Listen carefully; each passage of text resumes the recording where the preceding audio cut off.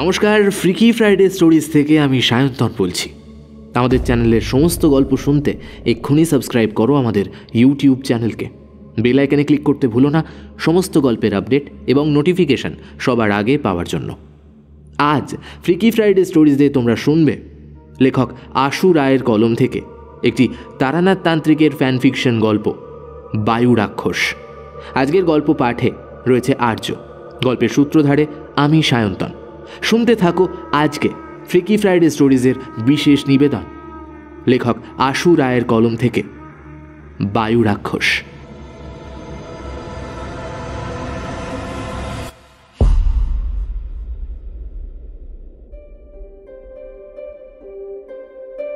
রোজ অন্তত একবার হলেও কিশোরী আমার বাড়িতে আসে। রোজ অফিস ছুটির পর প্রায় ঘন্টাখানেক আমরা চা খেতে খেতে আড্ডা দিই। কোনো কোনো দিন তারানাথের বাড়িতে যাই, তবে 2-4 দিন হলো কিশোরী এইদিকে আসে। যদিও সে আমায় বলেছিল যে কয়েকটা দিন একটু ব্যস্ত থাকবে, তবে আমার আজ খুব তারানাথের বাড়ি যেতে ইচ্ছে করছে। তাই ঠিক করলাম আমি নিজেই আজ কিশোরীর বাড়ি যাব। কিশোরীর বাড়ির দরজার সামনে এসে দরজায় টোকা মারতেই যাব, এমন সময় কিশোরী দরজা খুলে বাইরে বেরিয়ে এলো। আর বাইরে এসেই আমাকে দেখে অবাক হয়ে বলল, আরে তুমি এসেছো? আমি তো এক্ষুনি তোমার কাছেই যাচ্ছিলাম। যাক, তুমি যখন এসেই পড়েছো তাহলে চলো তারানাথ তান্ত্রিকের বাড়ি থেকে ঘুরে আসা যাক। আমিও তোমার কাছে সেই একই প্রস্তাব নিয়ে এসেছিলাম। তাহলে আর দেরি কেন, চলো বেরিয়ে পড়ি। হ্যাঁ চলো। কিশোরীর বাড়ি থেকে বেরিয়ে 2 পা হাঁটলেই সামনেই বড় রাস্তা। বড় রাস্তায় উঠে দেখলাম রাস্তার আলোর বাতিগুলো জ্বলে গেছে। যদিও একটু আগেও গোধূলির আলো ছিল, তবে এখন এই অঞ্চল জুড়ে সম্পূর্ণ অন্ধকার বিরাজ করছে। আর সেই অন্ধকার মুছে ফেলার জন্যই রাস্তায় এই তেলের বাতিগুলো জ্বলে উঠেছে। সেই আলোতেই আমরা এগিয়ে যেতে থাকলাম আমাদের গন্তব্যের দিকে। মিনিট 10 হাঁটার পর আমরা তারানাথের বাড়ির সামনে এসে উপস্থিত হলাম। সদর দরজায় 2-3 বার টোকা দেবার পরেও যখন কেউ দরজা খুলল না, তখন আমি আমার হাত দিয়ে দরজার ওপর হালকা করে একটা ঠেলা দিই। আর ঠেলা দেওয়ার সাথে সাথে দরজাটা ভিতর দিকে খুলে গেল। ঠিক তখনই তারানাথের মেয়ে চারি এসে উপস্থিত হলো দরজার সামনে। দরজার কাছে এসে দরজার অপর পাশে আমাদের দাঁড়িয়ে থাকতে দেখে সে বলল, ও কাকাবাবু, আপনারা আসুন আসুন। আসলে উনুনে ভাত বসানো ছিল, তাই আমার আসতে একটু দেরি হলো।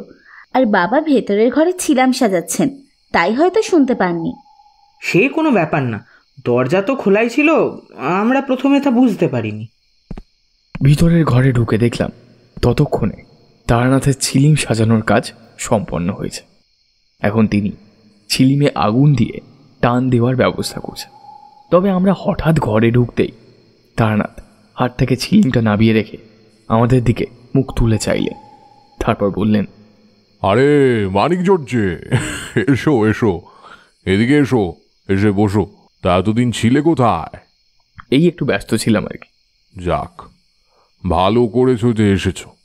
এসো বসো। আমরা তারানাথের সামনে গিয়ে বসলাম। তারানাথ ছিলিমে আগুন দিয়ে আমাদের সামনে এসে বসলেন। তারপর ছিলিমে একটা টান দিয়ে বললেন, তা তোমরা চা খাবে তো? তাহলে মন্দ হয় না।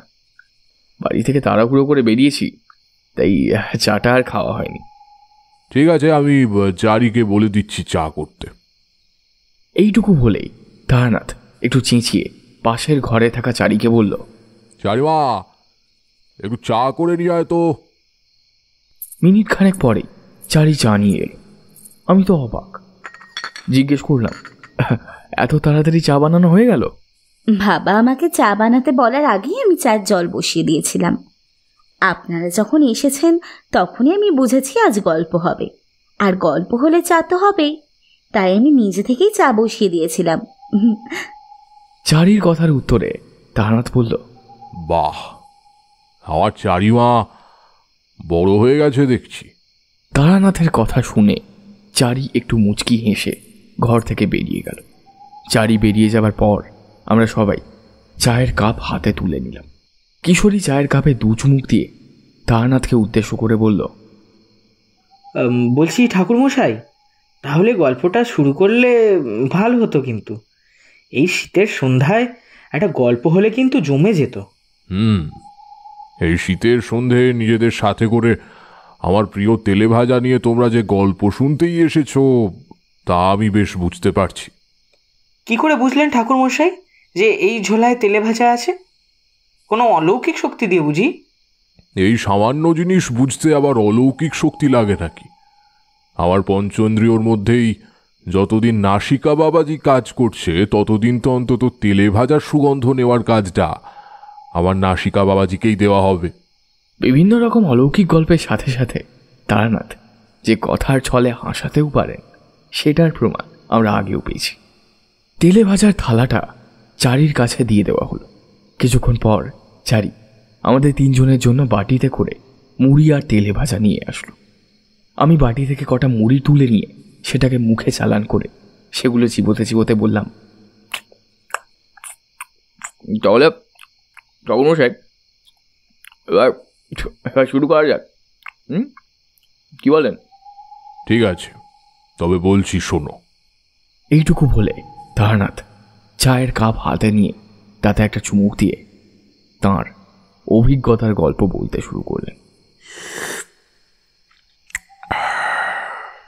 আজকে তোমাদের যে ঘটনাটা বলবো সেটা আমার জীবনের সব থেকে দুঃখজনক ঘটনাগুলোর মধ্যে একটা। তখন আমার বয়স 27 কি 28 হবে। আমি তখন ছিলাম আমার বাড়ি থেকে অনেক দূরে শিবপুর নামে এক প্রত্যন্ত গ্রামে। শিবপুর গ্রামে যাওয়ার পর অমরকৃষ্ণ ভট্টাচার্য নামে এক সাধু বাবার সাথে আমার পরিচয় হয়। সাধু বাবা থাকতেন গ্রামের উত্তর পশ্চিম দিকের একটা শ্মশানে। সাধু বাবা ছিলেন ত্রিকালদর্শী। অনেক অলৌকিক ক্ষমতা তার মধ্যে ছিল। অতীত ভবিষ্যৎ এসবের সাথে সাথে অনেক প্রাকৃতিক ক্ষমতারও অধিকারী তিনি। এছাড়াও ভূত প্রেত রাক্ষস ইত্যাদির ওপরেও তার ক্ষমতা আছে। এইটুকু বলে তারানাথ থামল।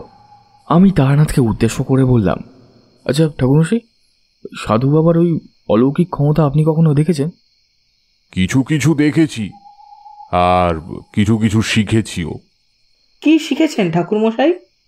সেসব না হয় পরে শুনো, এখন গল্পটা শোনো মন দিয়ে। তার বিভিন্ন রকম অলৌকিক ক্ষমতাগুলোর মধ্যে একটা ছিল ভবিষ্যতে কি ঘটতে চলেছে তার কিছুটা আভাস তিনি পেতেন। মানুষের মুখ দেখেই তার আর তার পরিবারের সবার নাম ঠিকানা বলে দিতে পারতেন। মন্ত্র বলে কিছু কিছু পশু পাখি যেমন কুকুর বেড়াল সাপ ইত্যাদি পশুদের তিনি বশ করতে পারতেন। আর তারই কিছু আমি শিখেছি, তবে সেগুলো কিন্তু আমাকে এখন দেখাতে বলো না। তখন সাধু বাবার কাছ থেকে আমিও নানা রকম অলৌকিক ক্ষমতা শিখছি। এভাবেই আমার আর সাধু বাবার দিনগুলো বেশ ভালোই কেটে যাচ্ছিল। সাধু বাবা পূজা অর্চনা করতেন, নানা রকম যাগযজ্ঞ করতেন, আর বাকি সময়টুকু পুরনো পুঁথি অধ্যয়ন করতেন।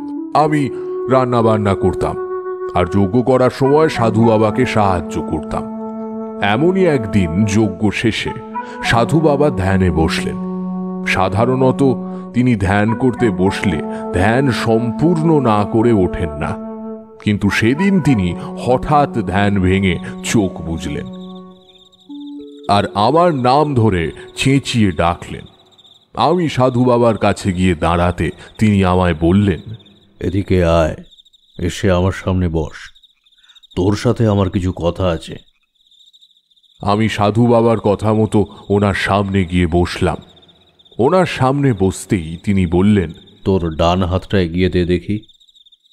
আমি আমার হাতটা সাধু বাবার দিকে প্রসারিত করলাম।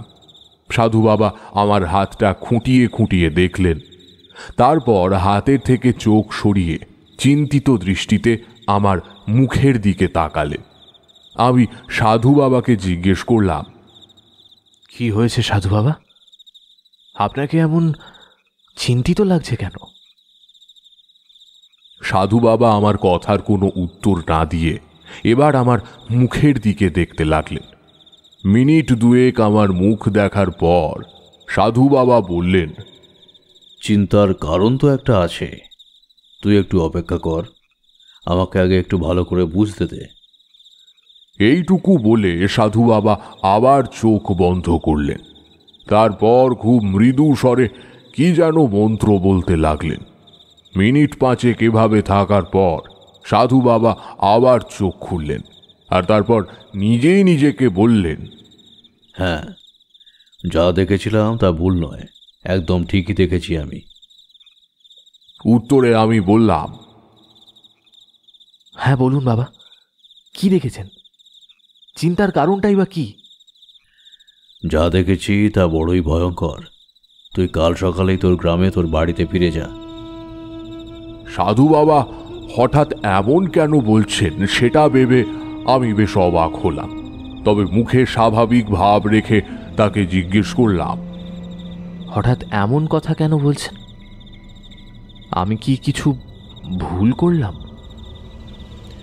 না রে বোকা, তুই কোনো ভুল করিসনি। তবে তোর এখন গ্রামে ফিরে যাওয়াটা অত্যন্ত প্রয়োজন। তোর গ্রামের উপর ভয়ঙ্কর এক বিপদ আসতে চলেছে, আর সেই বিপদ তোর পরিবারের উপরও আসার সম্ভাবনা রয়েছে। এমনকি আমি দেখতে পাচ্ছি তোদের বাড়িতে কেউ একজন খুব শীঘ্রই মৃত্যুবরণ করবেন। তাই এই বিপদ থেকে তোর গ্রামকে এবং নিজের পরিবারকে মুক্ত করতে তোর সেখানে থাকা অতীব প্রয়োজন। সাধু বাবার কথা শুনে আমার বুক কেঁপে উঠল। এ কি বললেন সাধু বাবা?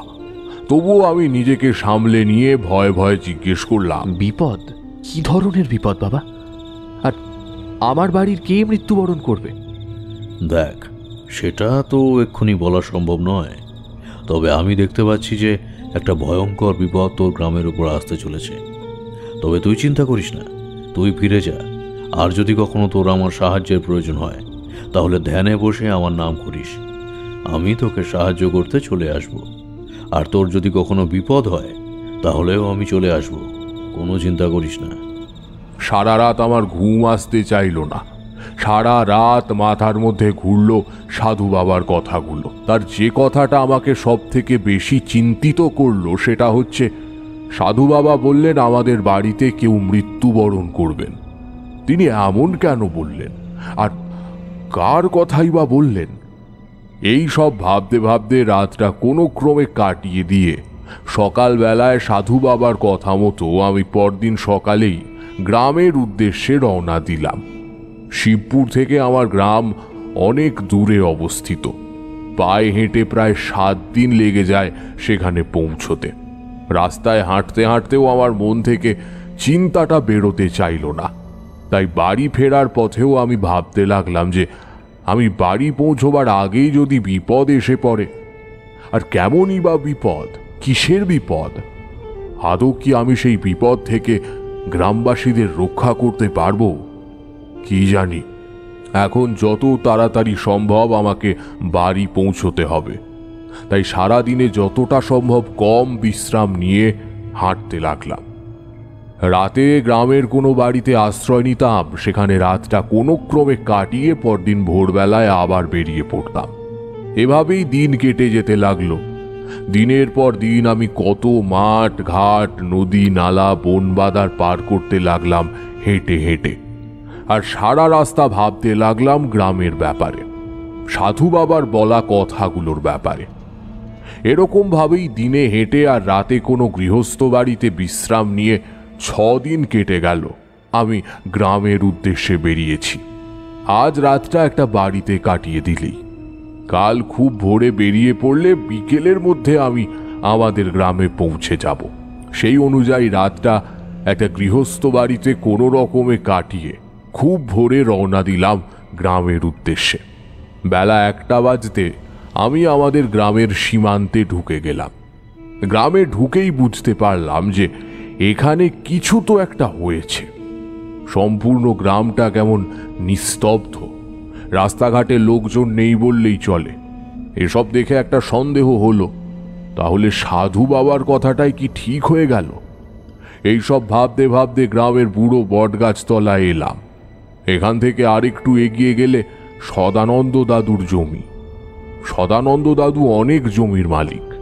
রাস্তার দুপাশে তার অনেক ফাঁকা জমি পড়ে আছে। কিছুক্ষণের মধ্যেই সেই জমিতে আমি পৌঁছলাম। জমির পাশ দিয়ে যাওয়ার সময় লক্ষ্য করলাম ওই জমির মধ্যেই একটা কুকুর মরে পড়ে আছে। মৃতদেহর পাশে যেতেই একটা বিশ্রী গন্ধ অনুভব করলাম, আর তাতেই বুঝলাম কুকুরটা বেশ কয়েকদিন আগেই মরেছে। কুকুরের মৃতদেহের ওপর ভন ভন করছে হাজার হাজার মাছি, তবে এখনো শকুন বা অন্য কোনো প্রাণী মৃতদেহ থেকে মাংস খায়নি। এটাই একটু অদ্ভুত লাগলো, আর ওখানে দাঁড়িয়ে থাকতে পারলাম না। আবার বাড়ির দিকে হাঁটতে আরম্ভ করলাম, আর হাঁটতে হাঁটতে ভাবতে লাগলাম কি কারণে কুকুরের মৃত্যুর। আর তাছাড়া এতদিনে কি এই মরা কুকুর কারোর চোখেই পড়েনি?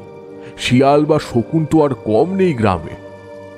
পড়েনি নিশ্চয়ই, নইলে এতক্ষণে মৃত কুকুরটার দেহে মাংস থাকার কথা নয়। তাছাড়া কোনো মানুষও তো দেখছি না কোথাও। তাহলে সত্যি কি কোনো বিপদ এসেছে এই গ্রামে? কি জানি, মনটা বড় ব্যাকুল হয়ে উঠল। যত তাড়াতাড়ি বাড়ি পৌঁছানো যায় ততই ভালো। বাড়ি পৌঁছতে পৌঁছতে দুপুর 3টে বাজলো। আমি বাড়ি যেতেই মা দৌড়ে এসে বলল, তুই এসেছিস বাবা, খুব ভালো হয়েছে তুই এসেছিস। আমি রোজ তোর কথা চিন্তা করতাম যে তুই কবে ফিরবি। শুধু ভাবতাম কবে যে কি হয়ে যাবে, তোর দেখার পাবো কি না। উত্তরে আমি বললাম, কেন মা, কি হয়েছে? এমন কথা কেন বলছো? এরই মধ্যে কখন যে আমার পেছনে বাবা এসে দাঁড়িয়েছে সেটা খেয়াল করিনি। বাবা আমার পেছনে দাঁড়িয়ে বলে উঠলেন, সে অনেক কথা, সেসব তোকে পরে বলবো। তোকে দেখেই বেশ বোঝা যাচ্ছে তুই খুব ক্লান্ত হয়ে পড়েছিস। আগে যা, কিছু একটু খেয়ে নিয়ে একটু বিশ্রাম কর, তারপর সময় বুঝে তোকে সবটা খুলে বলবো। সত্যি বলতে আমিও খুব ক্লান্ত ছিলাম, খিদেও পেয়েছিল খুব। তাই বাবার কথা মতো খাওয়া দাওয়া করে একটু বিশ্রাম নিয়ে নিলাম। ছোট্ট একটা ঘুম দিয়ে উঠে সন্ধেবেলায় বাবার কাছে গিয়ে বললাম, এবার বলো তো কি হয়েছে? তাছাড়া গ্রামটা কি বা এরকম অন্যরকম লাগছে কেন? তোমরাও যেন আমার থেকে কিছু লুকোচ্ছ। আমার প্রশ্ন শুনে বাবা কিছুক্ষণ চুপ করে রইলেন, তারপর বললেন, গত 4-5 দিন ধরে আমাদের গ্রামে কিছু অদ্ভুত ঘটনা ঘটছে রে খোকা। গত কিছুদিন ধরে রোজ রাত্রে কেউ না কেউ ভীষণ রকম অসুস্থ হয়ে পড়ছে। সুস্থ সবল মানুষ হঠাৎ করেই যেন পঙ্গু হয়ে যাচ্ছে। গতকালও যে মানুষটা দিব্যি হেঁটে চলে বেড়াচ্ছিল, আজ সে আর বিছানা থেকেই উঠতে পারছে না। এই তো গত পরশু বিকেলেও হরেন চাটুর্যের দিব্যি সুস্থ ছিল, কিন্তু গতকাল রাত্রে কি যে হলো, হরেনদার কোনো কথাই বলতে পারছে না, এমনকি নড়াচড়াও বন্ধ হয়ে গেছে। আমার মনে হয় আগামীকালকের মধ্যেই হরেনদা যাচ্ছে কথা। ঠিক এই হরেনের মতোই এর আগেও একই রকমভাবে মানুষ অসুস্থ হয়েছে, আর যে অসুস্থ হয়েছে 3 দিনের মধ্যেই তার মৃত্যুও হয়েছে। এইটুকু বলে বাবা থামল। বাবার মুখে এই অবাক ঘটনা শুনে আমিও কিছুক্ষণ নিস্তব্ধ হয়ে রইলাম। তারপর বললাম, হরেন জ্যাঠাকে একবার দেখে আসা যায় কি? তুই যাবি? ঠিক আছে, চল তাহলে। হরেন জ্যাঠার বাড়ি আমাদের বাড়ির দক্ষিণ পাশে। আমি আর বাবা সেদিকেই এগিয়ে গেলাম। হরেন জ্যাঠার বাড়ি গিয়ে দেখলাম বাড়িতে শোকের ছায়া। ভেতরে গিয়ে ওনাকে একটা ঘরে খাটের ওপর শুইয়ে রাখা হয়েছে। আমি কাছে গিয়ে দেখলাম হরেন জ্যাঠা খাটের ওপর নির্বাক আর নিস্তব্ধ হয়ে পড়ে আছে। দেখেই বোঝা যাচ্ছে যে তার শরীরে বিন্দুমাত্র শক্তি নেই, তবে তার শরীরে যে ভয়ঙ্কর একটা যন্ত্রণা আছে সেটা ওনার চোখ দেখলেই বোঝা যায়। তার চোখের ওই চাহনি দেখলে বুঝতে পারছি যে ভেতরে ভেতরে তিনি ভীষণ রকম কষ্ট পাচ্ছেন। আমি কিছুক্ষণ ভালো করে তাকে দেখে নেওয়ার পর জেঠিমাকে জিজ্ঞেস করলাম, এসব কি করে হলো জেঠিমা?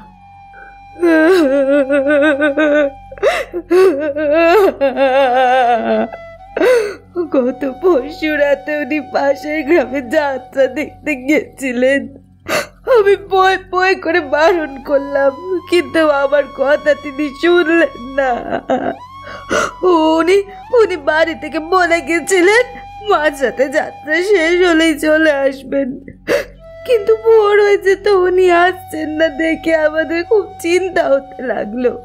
পাশের গ্রামে খবর নিয়ে জানতে পারলাম যাত্রা অনেকক্ষণ আগেই শেষ হয়ে গেছে। এদিকে সকালের আলো ফুটে উঠলো, কিন্তু তোর জ্যাঠা তবু বাড়ি ফিরলেন না। অবশেষে খবর পেলাম উনি নাকি পশ্চিম দিকে মাঠে অজ্ঞান হয়ে পড়ে আছেন। তারপর ওনাকে ওখান থেকে বাড়ি আনার পর জ্ঞান তো ফিরেছে, কিন্তু না কথা বলছেন না নাড়াচাড়া করছেন। এইটুকু বলে জেঠিমা আবার কাঁদতে শুরু করলো। কয়েকদিন ধরেই এই একই রোগে গ্রামের 4-5 জন মারা গেছে। তোর জ্যাঠা মনে হয় আর বাঁচবে না রে, বাঁচবে না।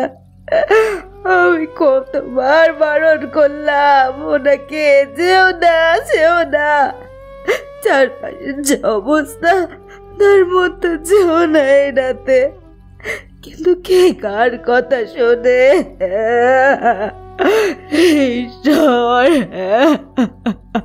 উত্তরে আমি জেঠিমাকে বুঝিয়ে বললাম, ভেঙে পড়ো না জেঠিমা, আমি দেখছি কিছু করা যায় কিনা।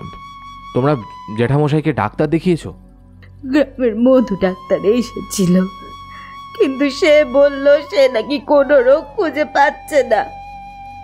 বেশ কিছুক্ষণ তো জ্যাঠাকে দেখেও কিছু বুঝতে না পেরে চলে গেল। উত্তরে আমি জেঠিমাকে বুঝিয়ে বললাম, কাল আমি কলকাতা থেকে বড় ডাক্তার ডেকে আনবো, তুমি চিন্তা করো না, জ্যাঠা ঠিক হয়ে যাবে। আমি কাল খুব ভোরেই বেরিয়ে যাব কলকাতার উদ্দেশ্যে। আমি আর বাবা হরেন জ্যাঠার বাড়ি থেকে ফিরে এলাম। বাড়ি ফেরার পর বাবা আমাকে বলল, খোকা, তুই তো বলি এলি যে তুই ডাক্তার ডেকে আনবি, কিন্তু আমার মনে হয় না হরেনদাকে আর বাঁচানো যাবে। কেন বাবা, এমন কেন বলছো? হয়তো শহরের ডাক্তার এসে রোগ খুঁজে পাবেন, আর সঠিক চিকিৎসা হলে রোগী সুস্থ হয়ে উঠবে। বেশ, দেখ কি হয়। তবে আমার মনে হয় না যে ডাক্তার বিশেষ কিছু করতে পারবেন, কারণ মধু ডাক্তার গ্রামের ডাক্তার হলেও ডাক্তারিতে তার অভিজ্ঞতা কিন্তু কিছু কম নয়।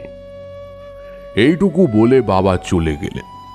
বাবা চলে যাওয়ার পর আমি ভাবতে লাগলাম এই ভয়ঙ্কর রোগ নিয়ে। এমন রোগের কথা আমি আগে শুনিনি।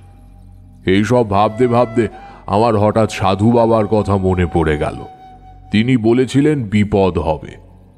তাহলে কি উনি এই বিপদের কথাই বলেছিলেন? গ্রামে কি তাহলে কোনো মহামারী আসতে চলেছে? তাই যদি না হয়, তাহলে সুস্থ সবল মানুষের হঠাৎ এমন অদ্ভুত রোগ হওয়ার কারণই বা কি? এইসব ভাবতে ভাবতে রাতে ঘুমিয়ে পড়েছিলাম। সকালে ঘুম ভাঙল বাবার ডাকে। খোকা, আরে এই খোকা, ওঠ, তাড়াতাড়ি ওঠ খোকা। বাবার গলার আওয়াজে আমি কেমন একটা চাপা কষ্ট অনুভব করলাম। তাই তাড়াতাড়ি বিছানায় উঠে বসলাম। উঠে বাবার দিকে তাকিয়ে দেখলাম তিনি ব্যস্ত হয়ে আমার ঘুম ভাঙার অপেক্ষা করছেন। ওনাকে দেখেও বেশ বিচলিত মনে হচ্ছে। তাই আমিও আর দেরি না করে বাবাকে উদ্দেশ্য করে জিজ্ঞাসা করলাম, কি হয়েছে বাবা, তোমাকে এরকম দেখাচ্ছে কেন? উত্তরে বাবা অত্যন্ত দুঃখের সাথে বললেন, তোর হরেন জ্যাঠা আর নেই রে, কাল মাঝরাতেই। বাবার কথা শুনে আমি দৌড়ে গেলাম হরেন জ্যাঠার বাড়িতে। সেখানে পৌঁছে দেখি হরেন জ্যাঠাকে বাইরে খাটিয়ায় শুইয়ে রাখা হয়েছে। তারই পাশে বসে জেঠিমা আর তার জ্যাঠার ছেলেমেয়েরা কান্নাকাটি করছে। আমি হরেন জ্যাঠার কাছে গিয়ে দেখলাম ওনাকে। আজকে তাকে দেখে চেনাই যাচ্ছে না। এক রাতের মধ্যে ওনার শরীরের সব মাংস যেন উধাও হয়ে গেছে, যেন হাড়গুলোর ওপর শুধু চামড়া মাত্র লেগে আছে। আর সাথে সাথেই শরীরের সমস্ত রক্ত যেন এক রাতের মধ্যে কেউ চুষে খেয়ে নিয়েছে।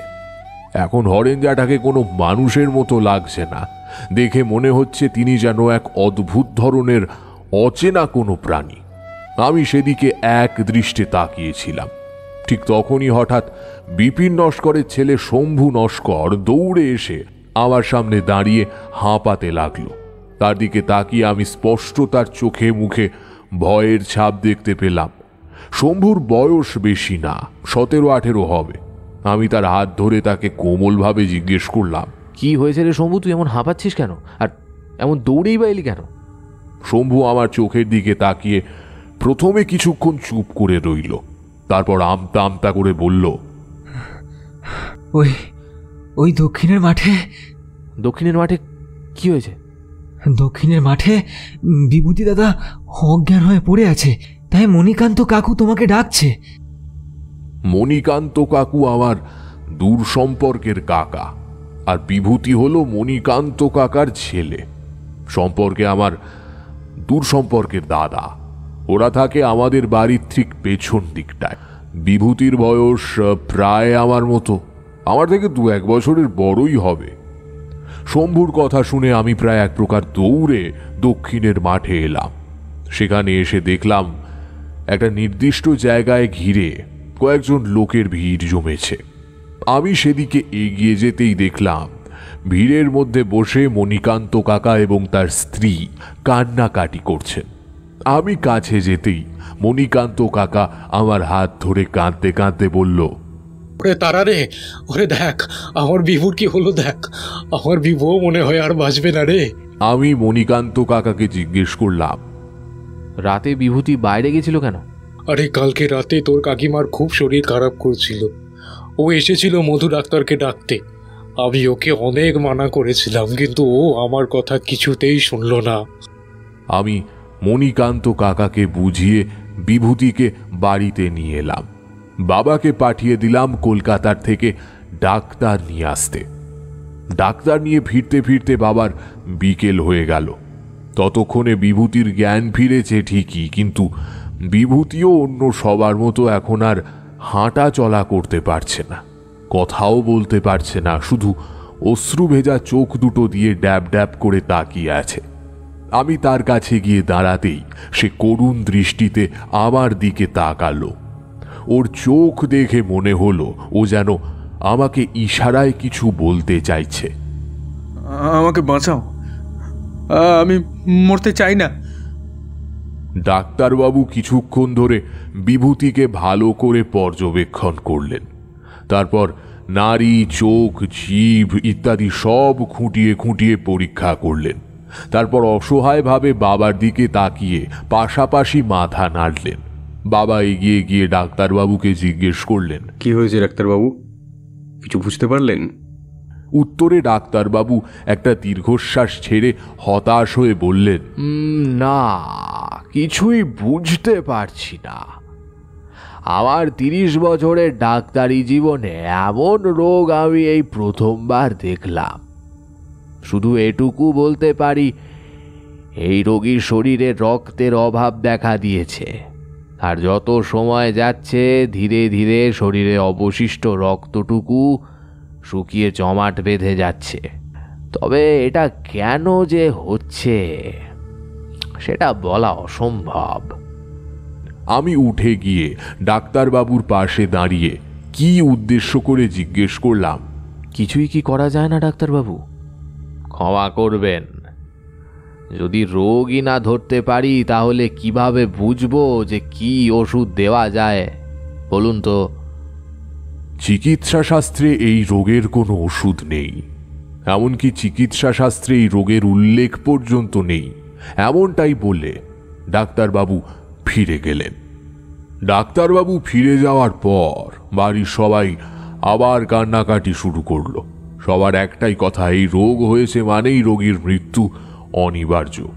কারণ এখনো পর্যন্ত এই গ্রামে 7 জনের এই অসুখ হয়েছে, আর তারা কেউই ভয়ঙ্কর মৃত্যুর হাত থেকে রেহাই পাননি।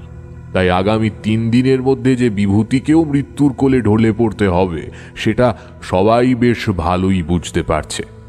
মৃত্যু এখন শুধুমাত্র সময়ের অপেক্ষা, মৃত্যু যে আসবেই সেটা ধ্রুব সত্য। মণিকান্ত কাকাকে কোনো রকমভাবে বুঝিয়ে আমি আর বাবা বাড়ি নিয়ে এলাম। আসার সময় দেখলাম সমস্ত গ্রামবাসীরা ভয়ে কাবু হয়ে গেছে। বাড়ি ফেরার পর ভাবতে লাগলাম যে কি করা যায়, কিভাবে এই বিপদ থেকে গ্রামবাসীদের রক্ষা করা যায়, কোনো উপায় কি নেই? এরকম ভাবে আরো 2 দিন কেটে গেছে। এরই মধ্যে গ্রামের আরো 2জন এই রোগে আক্রান্ত হয়েছে। এইসব নিয়ে আমি গভীর চিন্তায় মগ্ন। ঠিক তখনই খবর এলো বিভূতি আর নেই। আমি আর বাবা আবারও বিভূতির বাড়ি গেলাম। জোয়ান ছেলের অকাল মৃত্যুতে মণিকান্ত কাকা একদম নিস্তব্ধ হয়ে গেছেন। কারুর সাথে কথা বলছেন না, শুধু ঘরের এক কোণে বসে নীরবে চোখের জল ফেলছেন। গ্রামের সবাই মিলে বিভূতিকে দাহ করতে শ্মশানে নিয়ে যাওয়া হলো। দাহ করা হয়ে গেলে সবাই যখন বাড়ি ফিরবে তখন বাবা সবাইকে ডেকে বলল, তোমরা তো সবাই জানোই রোজই গ্রামে এই ভয়ঙ্কর একটা ঘটনা ঘটেই চলেছে। রোজই কেউ না কেউ মৃত্যুর বুকে ঢলে পড়ছে, না জানি এরপরে কার পালা। তাই আমি তোমাদের সবাইকে বলছি, আজ থেকে কেউ আর সন্ধ্যার পর বাড়ির বাইরে বেরিও না। যাও, আর দেরি করো না, তোমরা সবাই বাড়ি ফিরে যাও। বিকেল তো হয়েই গেছে, কিছুক্ষণের মধ্যেই সন্ধ্যা নেমে আসবে। বাড়ি ফেরার পর দেখলাম বাবা খুব চিন্তিত হয়ে বসে আছেন। এই রকম চিন্তা অবশ্য আমারও হচ্ছে। চিন্তা একটাই, এরপর কার পালা। সাধু বাবা বলেছিল এই বিপদের স্রোত আমাদের পরিবারের ওপরও আসতে পারে, এমনকি আমাদের বাড়িতে একজনের মৃত্যু পর্যন্ত হবে। তাহলে কি আমার বাবা ঠাকুরদার মধ্যে কেউ? এটা ভেবেই আমার মনটা কেঁপে উঠল। যদি সত্যি এমন কিছু হয়, না, আজ আমাকে জেগে থাকতে হবে, আজ ঘুমিয়ে পড়লে হবে না। রাতে খাওয়া দাওয়া শেষ করে সবাই শুতে গেলাম।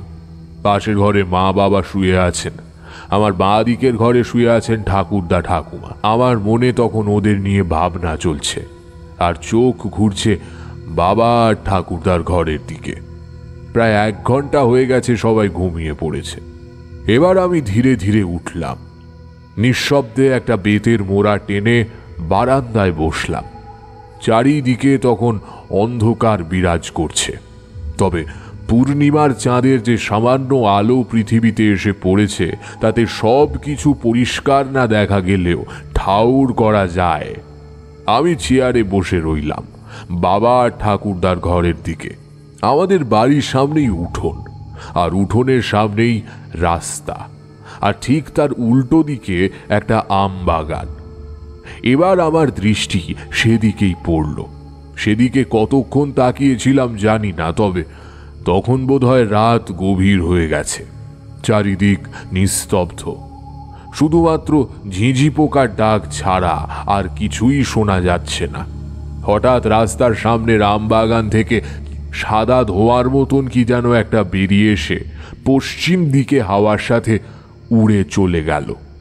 তবে সেটা যে কি, সেটা আমি ঠিক বুঝতে পারলাম না। শুধু মনে হলো অত্যন্ত দ্রুত গতিতে হাওয়ার মতন কিছু একটা বয়ে গেল পশ্চিম দিক বরাবর। আমি চেয়ার ছেড়ে উঠে পড়লাম, তারপর ধীর গতিতে সেদিকে এগিয়ে যেতে থাকলাম। উঠোন পেরিয়ে আমি বাড়ির সামনের রাস্তায় গিয়ে উঠলাম। পশ্চিম দিকে তাকিয়ে আবছা আলোতে দেখলাম বহু দূরে একটা সাদা রঙের কিছু হাওয়ার সাথে ভেসে বেড়াচ্ছে। আমি সেদিকে লক্ষ্য করে আবারও এগিয়ে যেতে চাইছিলাম, কিন্তু ঠিক তখনই কেউ একজন পেছন থেকে আমার হাত ধরে নিল। আমি পেছনে ফিরে দেখলাম বাবা আমার হাত ধরে দাঁড়িয়ে আছে। আমি বাবাকে কিছু বলতে যাচ্ছিলাম, কিন্তু তার আগে বাবা আমার হাত ধরে আমাকে ঘরে নিয়ে এলো। ঘরে এসে আমাকে বলল, খোকা, তুই ওরকমভাবে কোথায় যাচ্ছিলিস? আর ওভাবে বারান্দায় বসেই বা ছিলিস কেন? আমি বাবার দিকে তাকিয়ে কিছুক্ষণ চুপ করে রইলাম। তারপর বললাম, ওই রাস্তার সামনে আমবাগান থেকে কিছু একটা বাইরে বেরিয়ে আসতে দেখেছিলাম, সেটাই দেখতে গেছিলাম। খবরদার খোকা, রাতে 1 পা কোথাও বেরোবি না। দেখছিস তো চারিদিকে কি হচ্ছে? যা, চুপচাপ ঘরে গিয়ে শুয়ে পড়। বাবার কথা মতো আমি ঘরে ফিরে এলাম। ঘরে বসে বসে ভাবতে লাগলাম, বাবা বুঝলো কি করে যে আমি বারান্দায় বসেছিলাম? তার মানে নিশ্চয়ই বাবাও জেগেছিল। বাবাও বোধহয় জেগে থেকে আমার মতোই চারিদিকটা নজর রাখছিল। ঘরে এসে শুয়ে তো পড়লাম, কিন্তু ঘুম আসতে চাইল না। মাথার মধ্যে এই ঘটনাগুলোই ঘুরতে লাগলো। তবে শেষ রাতের দিকে এসব ভাবতে ভাবতে কখন যে ঘুমিয়ে পড়েছি জানি না। সকালে খবর এলো যে আজকে কাউকেই মাঠে বা অন্য কোথাও অজ্ঞান হয়ে পড়ে থাকতে দেখা যায়নি। আমরা সবাই হাঁপ ছেড়ে বাঁচলাম। অবশেষে এই ভয়ঙ্কর রোগ থেকে বাঁচার হয়তো একটা উপায় পাওয়া গেল। সন্ধ্যের পর বাড়ির বাইরে না বেরোলে আর কোনো ক্ষতি হয়তো হবে না। তবে আমাদের সেই ভাবনা ভেঙে গেল যখন খবর এলো ও পাড়ার বৃন্দাবন দাসের ছেলে সোমনাথ দাস ওই একই রোগে আক্রান্ত হয়েছে। এই খবর শুনে আমাদের চিন্তা আরও বেড়ে গেল, কারণ এবার আর আক্রান্ত ব্যক্তিকে মাঠে ঘাটে পাওয়া যায়নি। সে তার নিজের দরজা বন্ধ ঘরেই অজ্ঞান হয়ে পড়ে আছে। সোমনাথের বাড়িতে গিয়ে জানতে পারলাম, সাধারণত সোমনাথ সকাল 7টার মধ্যে ঘুম থেকে উঠে যায়, কিন্তু আজ 9টা বেজে যাওয়ার পরেও সে তার দরজা না খোলায় বাড়ির লোকের সন্দেহ হয়। তারপর অনেক ডাকাডাকির পর যখন সে দরজা খোলে না, তখন তারা দরজা ভেঙে দেখেন যে সোমনাথ তার খাটের ওপরে অজ্ঞান হয়ে পড়ে আছে। চোখ দুটো লাল হয়ে আছে, দেখে মনে হচ্ছে শরীরের সমস্ত রক্ত কেউ শুষে নিয়েছে। প্রথমে আমরা ভেবেছিলাম হয়তো ভয় পেয়ে অজ্ঞান হয়ে গেছে, কিন্তু ঘণ্টাখানেক পর যখন তার জ্ঞান এলো তখন সবাই বুঝতে পারল এটা সেই ভয়ঙ্কর রোগেরই আক্রমণ। আর তার সাথে সাথে এটাও বোঝা গেল যে বাইরে বেরোনো আর না বেরোনোর সাথে এই রোগে আক্রান্ত হওয়ার কোনো সম্পর্ক নেই। মন খারাপ করে বাড়ি ফিরে গেলাম। বুঝে উঠতে পারলাম না এখন আমার কি করা উচিত। আমি এই বিপদের কথা আগে জানতাম, তবুও আমি কিছু করতে পারছি না। একের পর এক মানুষ মৃত্যুর মুখে ঢলে পড়ছে, এমনকি রাস্তার কুকুরগুলো ছাড়া পাচ্ছে না। আমি কিচ্ছু করতে পারছি না। এইসব ভাবতে ভাবতে সারা দিন কেটে গেল। এরই মধ্যে সোমনাথের শারীরিক অবস্থা আরো বেশি খারাপ হয়ে গেছে। দেখে মনে হচ্ছে সে হয়তো আজ রাতের মধ্যেই পৃথিবীর মায়া কাটিয়ে ফেলবে। বিকেল শেষ হয়ে তখন সবে সন্ধে নেমেছে। গোধূলির আলো কেটে চারিদিকে সবে অন্ধকার নেমেছে। ঠিক তখনই আমাদের বাড়িতে একজন বয়স্ক ব্রাহ্মণ এসে হাজির হলেন। বাড়ি এসে তিনি বললেন আজ তিনি আমাদের বাড়িতে থাকবেন। তার কথাবার্তায় বুঝলাম যে সে কোনো সাধারণ ব্রাহ্মণ নয়, তিনি শাস্ত্রে নিপুণ একজন গুণী ব্রাহ্মণ। আমরা কেউ মানা করলাম না, উপরন্তু আমাদের ভালোই লাগলো তার এই আগমন, কারণ এরকম বিপদের দিনে একজন ব্রাহ্মণ যদি বাড়িতে থাকেন তাহলে ভালোই হয়। আর তাছাড়াও আমার বাপ ঠাকুরদা কোনোদিন বাড়িতে আসা অতিথিকে ফিরিয়ে দেননি। ব্রাহ্মণের বয়স 60-62 হবে, পরনে গেরুয়া বস্ত্র, মাথায় ছোট ছোট সাদা কদম ছাঁট চুল, তবে মুখে দাড়ি গোঁফের লেশমাত্র নেই। রাতে খাওয়া দাওয়ার পর এক পর্যায়ে আমি ব্রাহ্মণকে আমাদের এই বিপদের কথা খুলে বললাম।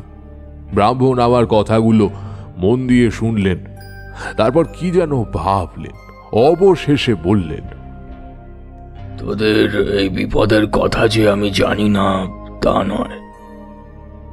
আসলে আমি দূরের এক গ্রামে পুজো করতে যাচ্ছিলাম, সেখানে যেতে 2 দিন মতো লাগবে, তাই রাতে তোদের বাড়িতে আশ্রয় নিয়েছি। তবে সত্যি বলতে এই বিপদের কোনো প্রতিকার আমার কাছেও নেই। ভগবানের ওপর ভরসা রাখ, আশা করি এই বিপদ থেকে তোরা খুব শীঘ্রই মুক্তি পাবি। ব্রাহ্মণের ঘুমানোর জন্য বিছানা করা হলো। মা ওনার বিছানা করে দিয়ে নিজেদের ঘরে ঘুমোতে চলে গেলেন। আমিও এবার আমার ঘরে এসে বিছানায় শুয়ে পড়লাম। আমার চোখেও ঘুম নেই। বিছানায় শুয়েই বেশ কিছুক্ষণ কেটে গেল। রাত তখন কটা বাজে জানি না। হঠাৎ পাশের ঘরে কার যেন চাপা আর্তনাদ শুনতে পেলাম। প্রথমে ভাবলাম মনের ভুল, কিন্তু কিছুক্ষণ পর যখন আর্তনাদটা আরো উচ্চস্বরে ভেসে এলো তখন আমার ভুল ভেঙে গেল। আমি বিছানা থেকে উঠে গিয়ে আর্তনাদ লক্ষ্য করে সেদিকে এগিয়ে গেলাম। তারপর আরো 2 পা এগিয়ে গিয়ে পাশের ঘরের খোলা জানলার সামনে দাঁড়িয়ে আমি যা দেখলাম তাতে আমার রক্তহীন হয়ে গেল। আমার সমস্ত শরীর বরফের মতো অসাড় হয়ে গেল। আমি দেখলাম ঘরের মধ্যে শুয়ে থাকা বৃদ্ধ ব্রাহ্মণ খাটের ওপর শুয়ে ছটফট করছেন, আর একটা সাদা ধোঁয়া ঘরের মধ্যে উড়ে বেড়াচ্ছে। ধীরে ধীরে ব্রাহ্মণের চিৎকার আরও বেড়ে গেল। ইতিমধ্যে বাড়ির সবাই আমার পাশে এসে দাঁড়িয়েছে।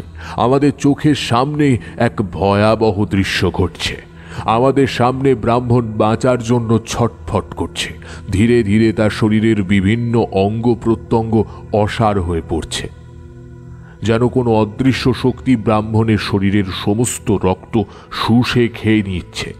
আমি আর বাবা অনেক চেষ্টা করেছি দরজা ভেঙে ঘরে ঢোকার, কিন্তু না, এ দরজা যেন লোহার থেকেও শক্ত হয়ে গেছে।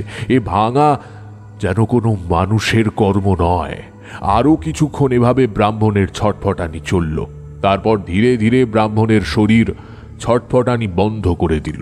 দেখে মনে হলো ব্রাহ্মণের প্রাণবায়ু যেন বেরিয়ে গেছে। আর ঠিক তখনই ঘরের মধ্যে উঠতে থাকা ওই সাদা ধোঁয়া দ্রুত বেগে জানলা দিয়ে বাইরে বেরিয়ে হাওয়ায় মিশে গেল। এবার আমরা দরজায় একটু জোরে ধাক্কা দিতেই সেটা ভেঙে গেল। এতক্ষণ যে দরজা লোহার মতো শক্ত হয়েছিল, সে দরজা যেন আবার তার পূর্ব রূপ ফিরে পেল।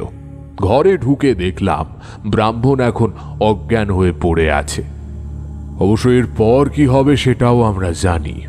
আগামী 3 দিনের মধ্যে ওনাকেও এই পৃথিবীর মায়া কাটিয়ে দিতে হবে। হঠাৎ সাধু বাবার কথা মনে পড়ে গেল। উনি বলেছিলেন আমাদের বাড়িতে কেউ একজন মৃত্যুবরণ করবেন। হয়তো তিনি আমাদের নিজের কেউ নয়, তবে ওনার মৃত্যু আমাদের বাড়িতেই হয়েছে। তাই তো তেনার কথা অক্ষরে অক্ষরে মিলে গেল। সারা রাত আর ঘুম হলো না। নিজেদের চোখের সামনে এমন ভয়াবহ দৃশ্য দেখার পর আর ঘুম না আসাটাই স্বাভাবিক। আমরা সবাই একসাথে বসে রাত কাটালাম। সকাল হতেই খবর এলো সোমনাথ আজ ভোরবেলাতে ইহলোক ত্যাগ করে পরলোকে গেছে। মনটা খারাপ হয়ে গেল। আর এদিকে বৃদ্ধ ব্রাহ্মণের অবস্থাও ক্রমে অবনতি হচ্ছে। এখন তার জ্ঞান ফিরেছে, তবে উনিও বাকিদের মতো কথা বলতে পারছেন না, নড়াচড়াও করতে পারছেন না। উনিও যে আর কিছুক্ষণের মধ্যেই পৃথিবীর মায়া ত্যাগ করবেন তা আমরা সবাই খুব ভালোভাবে বুঝতে পারলাম। তবে সমস্যার বিষয় হলো উনি কে, কোথা থেকে এসেছেন এসব আমরা কিছুই জানি না। তাই ওনার বাড়িতে খবর পাঠানো অসম্ভব। এদিকে ওনার বাড়ির লোকজন নিশ্চয়ই ওনার পথ চেয়ে বসে থাকবেন। আমি আরও একবার ওনাকে দেখে এলাম। ওনার যা অবস্থা তাতে হয়তো উনি দুপুরের মধ্যেই ফিরে এসে আমি আবার ভাবতে লাগলাম কিছুই কি করা যায় না। হঠাৎ একটা কথা মনে পড়ল।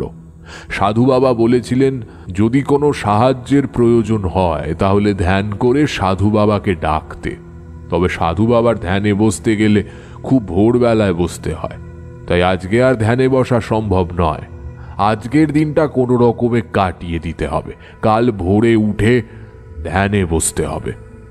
পরদিন খুব সকালে উঠে সাধু বাবার ধ্যানে বসলাম।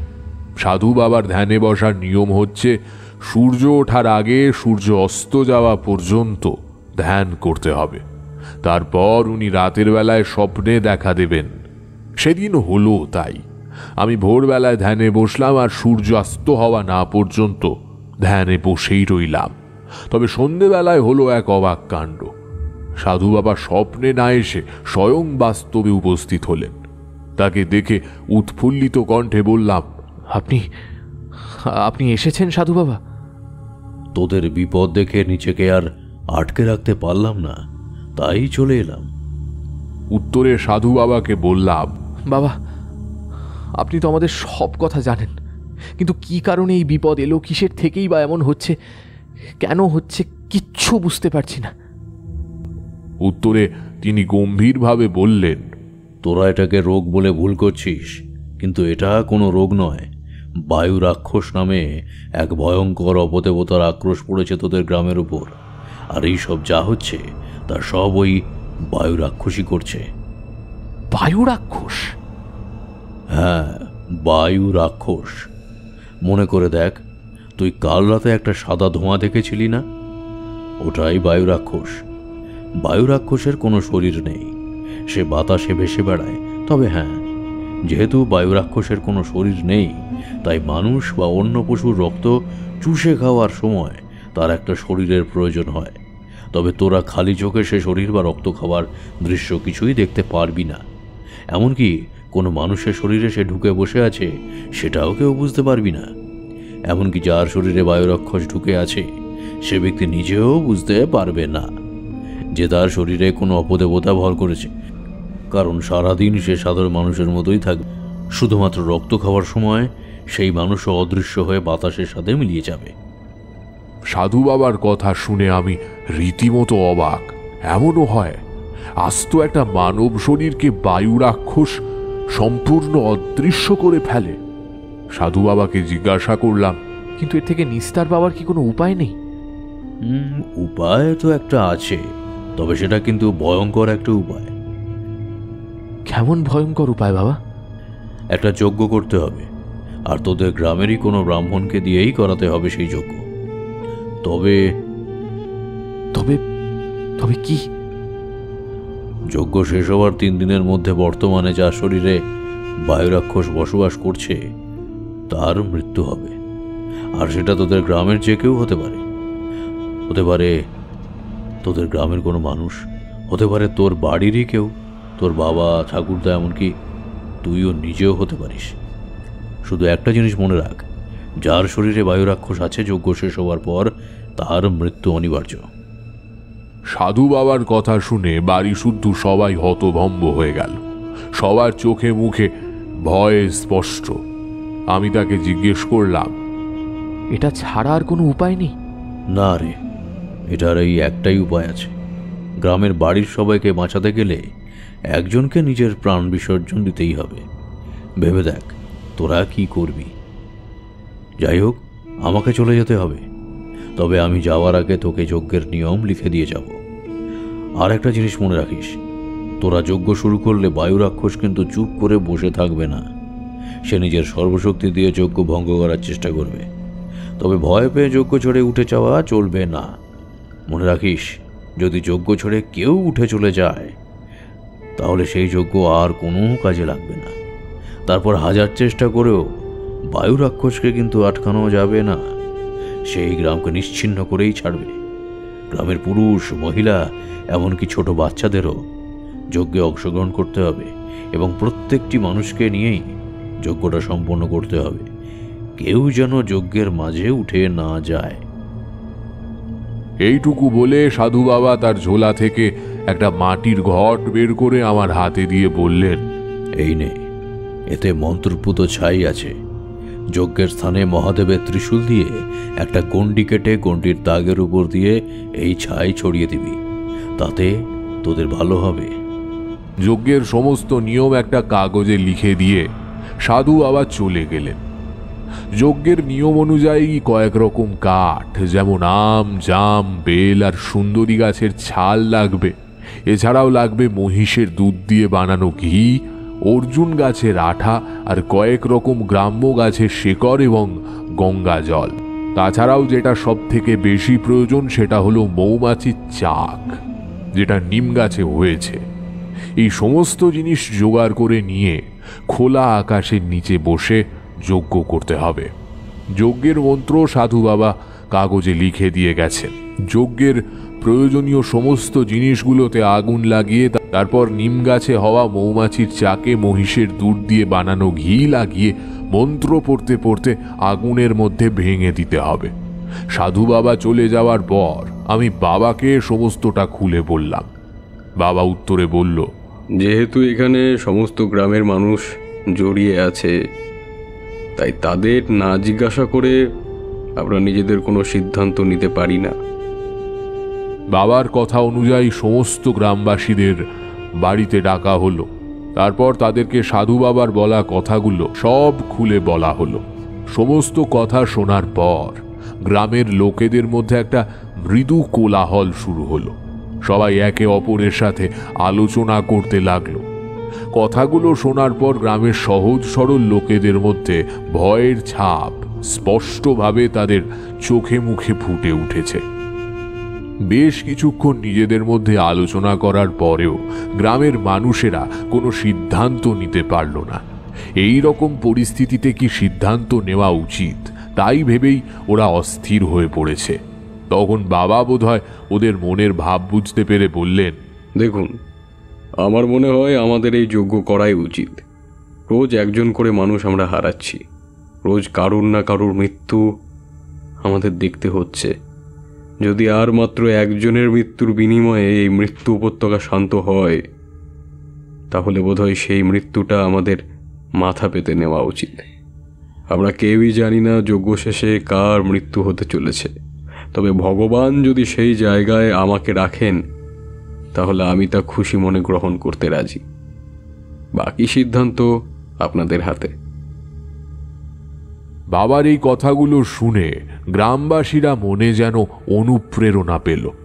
এবার সবাই মিলে একসাথে বলল, হ্যাঁ হ্যাঁ, আমরা রাজি, আপনি যজ্ঞ করানোর ব্যবস্থা করুন।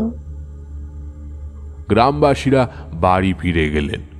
এবার কাজ হলো যজ্ঞের জন্য জরুরি সব সামগ্রী জোগাড় করা।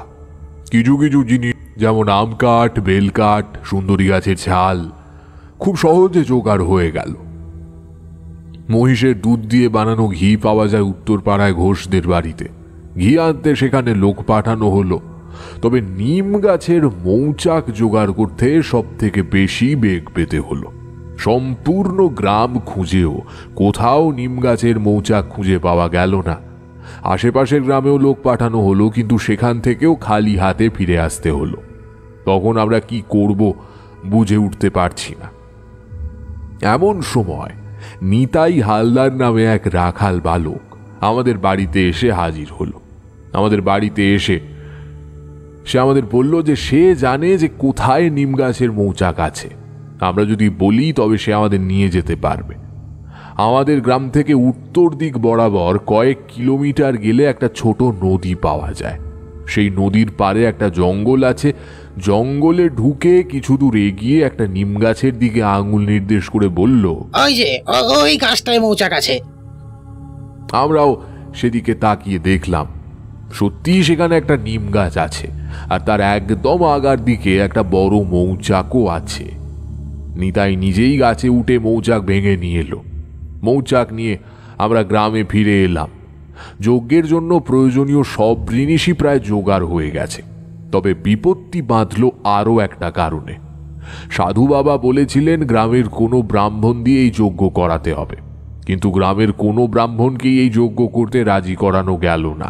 এই ভয়ঙ্কর অপদেবতার জন্য যজ্ঞ করতে সবাই ভয় পেতে লাগলো, এবং যেহেতু এই যজ্ঞের পরে একজন মানুষের মৃত্যু হবে, তাই তারা এই যজ্ঞ করে পাপ নিতে চাইল না।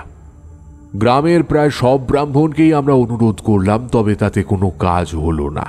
অবশেষে যখন কোনো উপায় রইল না, তখন আমি আর বাবা গ্রামের 80 বছরের বৃদ্ধ ব্রাহ্মণ ষষ্ঠীচরণ চক্রবর্তীর কাছে গেলাম।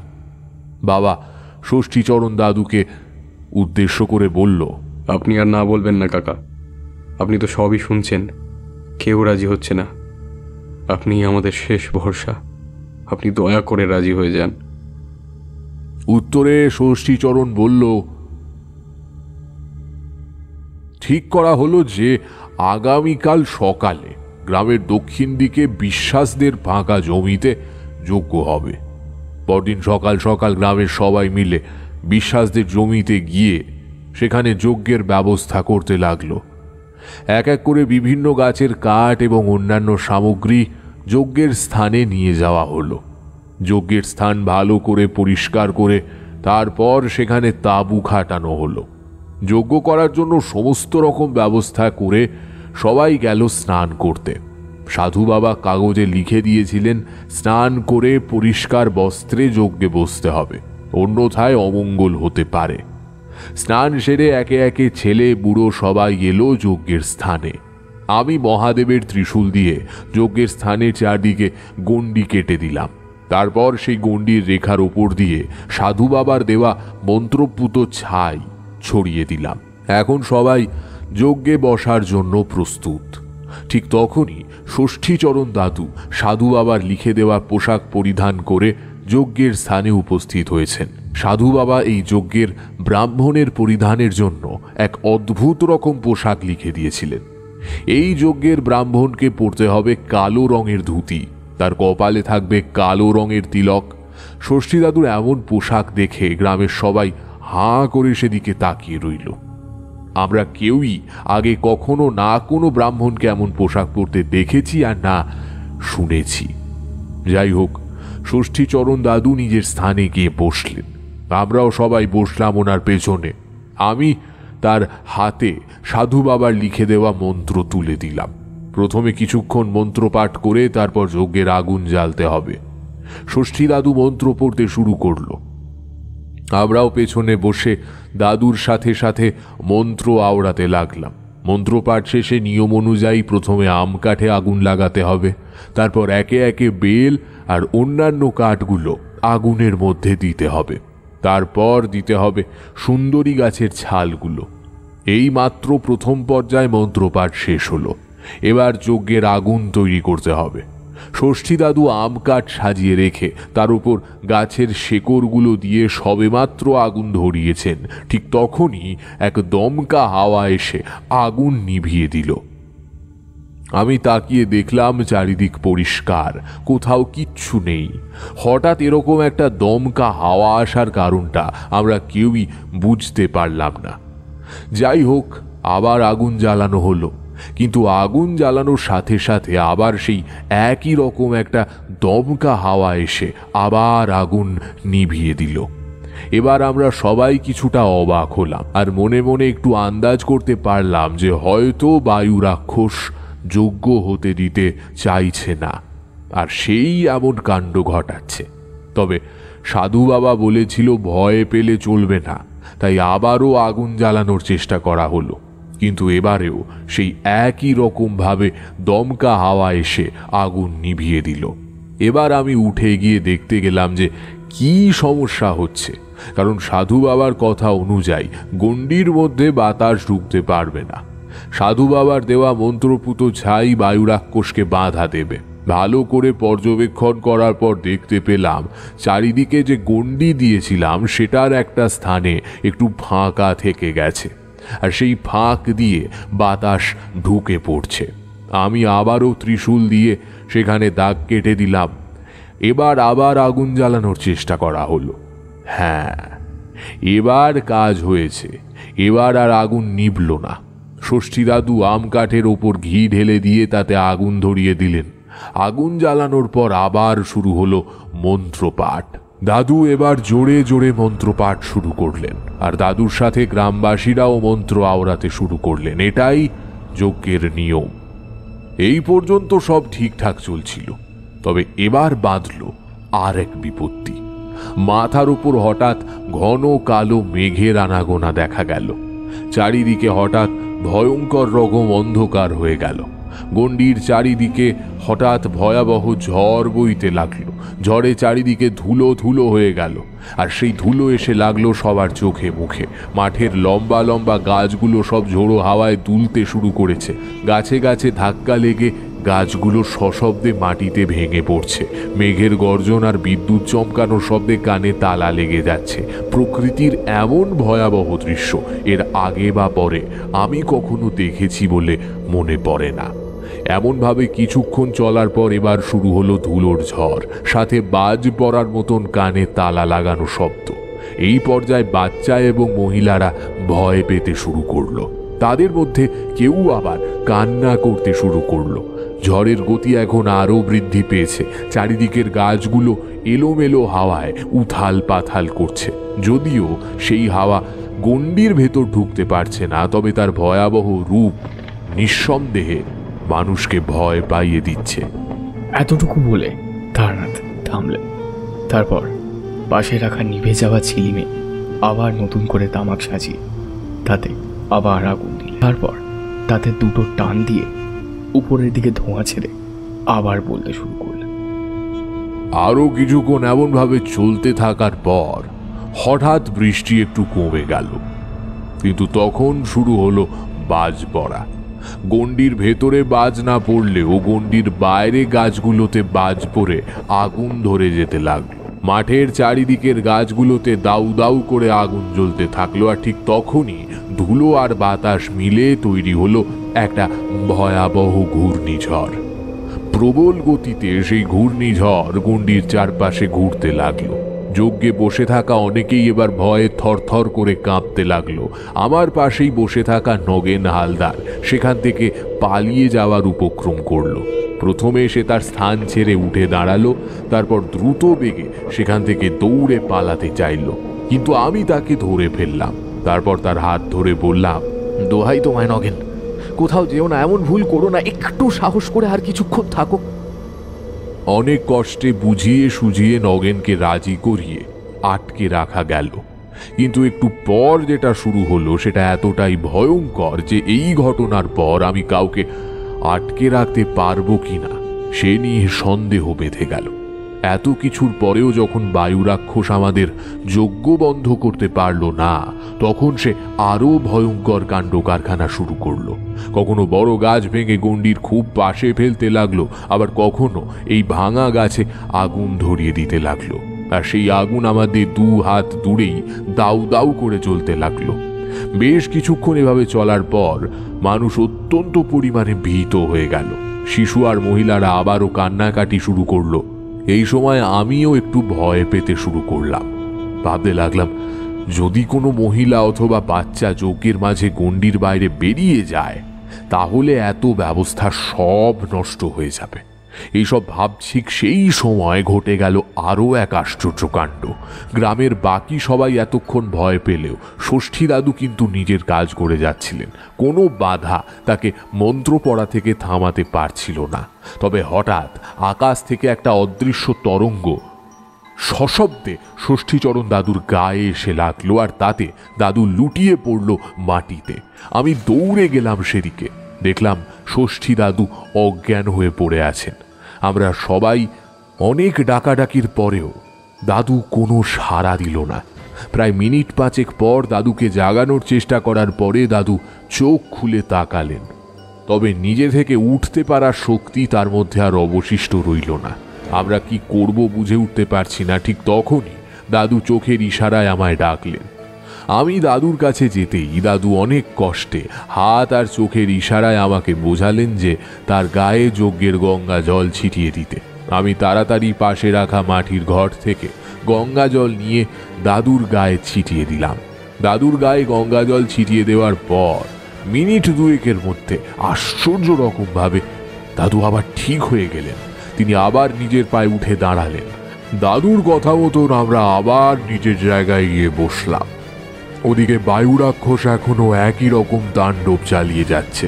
এখন অবশ্য ঝড় কমে গেছে, তবে এখন শুনতে পাওয়া যাচ্ছে হাড় কাঁপানো এক বিভৎস হাসি। সে যেন হাসির মাধ্যমে আমাদের বুঝিয়ে দিতে চাইছে যে তোদের এই যজ্ঞ আমি হতে দেব না।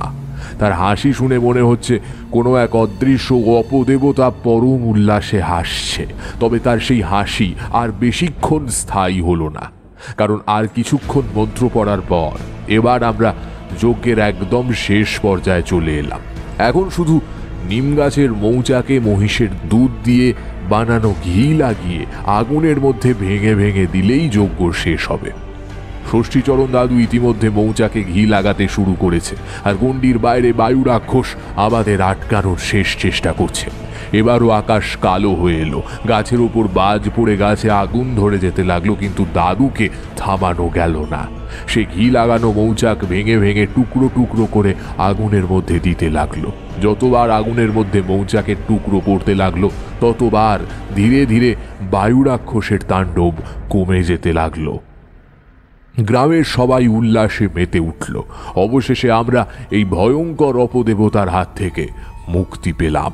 তবে আমাদের চিন্তা তখনও শেষ হয়নি, কারণ সাধু বাবার কথা অনুযায়ী আগামী 3 দিনের মধ্যে সেই ব্যক্তি মৃত্যুবরণ করবেন যার শরীরে বায়ু রাক্ষস প্রবেশ করেছিল। সেই চিন্তায় গ্রামের মানুষের 2 দিন কাটল। আজকেই শেষ দিন। আজকের মধ্যে এই গ্রামের একজনকে মৃত্যুবরণ করতে হবে। সেদিন রাতে কারোর ঘুম এলো না, সবাই জেগে রইল। সারা রাত কেটে গেল, কিন্তু কারোর কোনো ক্ষতি হলো না। সবাই ভাবল আর বোধহয় কোনো ক্ষতি হবে না। ভোর রাতে সবাই নিশ্চিন্ত হয়ে ঘুমোতে গেল, কিন্তু সেই ঘুম বেশিক্ষণ স্থায়ী হলো না, কারণ কিছুক্ষণ পরেই খবর এলো ষষ্ঠীচরণ দাদু অর্থাৎ যে ব্রাহ্মণ যজ্ঞ করেছিলেন তিনি আজ সকালে ইহলোক ত্যাগ করেছেন। গ্রামের মানুষের বুঝতে বাকি রইল না যে ষষ্ঠী দাদুর মধ্যেই এতদিন বায়ু রাক্ষস ভর করেছিল। তবে যে ব্যাপারটায় আমি কষ্ট পেলাম, মানুষটাকে জোর করে আমি নিজের মৃত্যুর কারণ বানালাম। এই কষ্টটা আমাকে রাত দিন ঘুমোতে দেয়নি। তারপর বেশ কটা দিন কেটে গেছে, আমি আবার সাধু বাবার কাছে ফিরে এসেছি। কথায় কথায় একদিন সাধু বাবাকে যজ্ঞের বর্ণনা দিলাম। আফসোস করে বললাম, ইস, বেচারা যদি আগে থেকে জানতে পারতো যে সে নিজেই মৃত্যুর কারণ হবে তাহলে হয়তো সেই যজ্ঞ করতো না। উত্তরে সাধু বাবা বললেন, তোকে কে বলল তোর ষষ্ঠীচরণ দাদু জানতেন না যে সে নিজেই তার মৃত্যুর কারণ হতে চলেছেন? সাধু বাবার কথায় আমি বেশ অবাক হলাম। বললাম, আপনিই তো বলেছিলেন যে কার শরীরে বায়ু রাক্ষস প্রবেশ করেছে সেটা কেউ জানে না, এমনকি সেই ব্যক্তি নিজেও জানে না। হ্যাঁ, সেটা বলেছিলাম। আর তোর ষষ্ঠীচরণ দাদু যজ্ঞ শুরু হওয়ার সময়ও জানতেন না যে সে আসলেই নিজের মৃত্যুর জন্য যজ্ঞ করছে। তাহলে কখন জানলেন? তোর মনে আছে তোর ষষ্ঠীচরণ দাদু যজ্ঞ চলাকালীন একবার অজ্ঞান হয়ে পড়ে গেছিলেন? তখনই উনি বুঝতে পেরে গেছিলেন যে উনি আসলে যার মৃত্যুর জন্য যজ্ঞ করছেন তিনি আসলে আর কেউ নন, স্বয়ং উনি নিজেই। এইটুকু বলে সাধু বাবা থামলেন। আমি তখনও ওনার দিকে অবাক হয়ে তাকিয়েছিলাম। উনি আবার বললেন, যার শরীরে বায়ু রাক্ষস ঢুকেছে সে তো বুঝতে পারে না, আগেই বলেছি। তবে সে নিজেই যদি যজ্ঞের ব্রাহ্মণ হন তাহলে যজ্ঞ চলাকালীনই সে বুঝতে পেরে যাবেন। এই কথাটাও আমি কাগজে লিখে দিয়েছিলাম।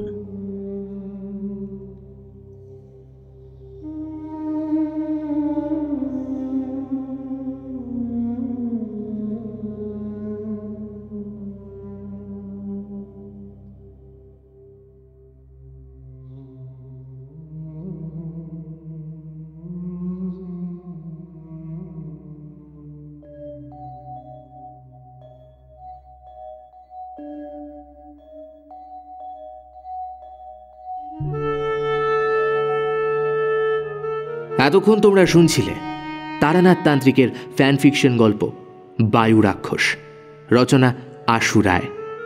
গল্প পাঠে ছিল আর্য। তারানাথ তান্ত্রিক ও গল্পের সূত্রধারে ছিলাম আমি সায়ন্তন। কিশোরীর ভূমিকায় ছিল শঙ্খ। অন্যান্য চরিত্রে আমার সাথে ছিল তৃষা, পার্থ, সৌম্যজিৎ, সৌভিক, নীল, প্রভাকর। গল্পের শব্দ সংযোজনে ছিল সুদেষ্ণা। আবহ সঙ্গীত ও স্পেশাল এফেক্টসে ছিল আর্য। এই গল্পের প্রচ্ছদ নির্মাণ করেছে পিক্সেলেট থেকে সৌভিক। কেমন লাগলো আজকের গল্পটা? যদি আজকের গল্পটা তোমাদের ভালো লাগে অবশ্যই ভিডিওটিকে একটি লাইক করে দিও। চ্যানেলটা সাবস্ক্রাইব করতে ভুলো না। বেল আইকনে ক্লিক করে দিও সমস্ত গল্পের আপডেট এবং নোটিফিকেশান সবার আগে পাওয়ার জন্য। কমেন্টের মাধ্যমে জানাতে পারো তোমাদের মতামত এবং ভবিষ্যতে তোমরা কী ধরনের গল্প ফ্রিকি ফ্রাইডেতে শুনতে চাইছো তার অনুরোধ। আগামী পর্বে আবার তোমাদের সাথে দেখা হবে আরও একটা নতুন গল্পের সাথে। সবাই ভালো থেকো, সুস্থ থেকো আর শুনতে থাকো ফ্রিকি ফ্রাইডে স্টোরিজ। আবার দেখা হবে তোমাদের সাথে আরও একটা নতুন গল্পে। নমস্কার, শুভরাত্রি।